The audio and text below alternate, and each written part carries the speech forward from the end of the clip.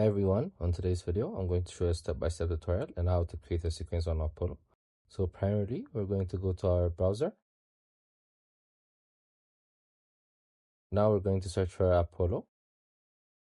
So next we need to sign up or log in. As you can see, this is their official page. So we're going to go to sequences, then create sequence. So it gives us three options. So I chose to create a new sequence from scratch. You guys could choose either of the two. So we're going to give it a sequence name. Now it's going to give us a new sequence. Then next we're going to add steps for our sequence. So we could choose depending on the options that are provided. We could write it with AI if we want to. Then next we're going to click on add a step. Then depending on the options given, we'll add a step to our sequence we want. We can add as much as we want. Then finally we could save changes. So then you could also see our contacts, the number of contacts we have, our emails, our tasks, our phone calls, our activity, our report, and our settings.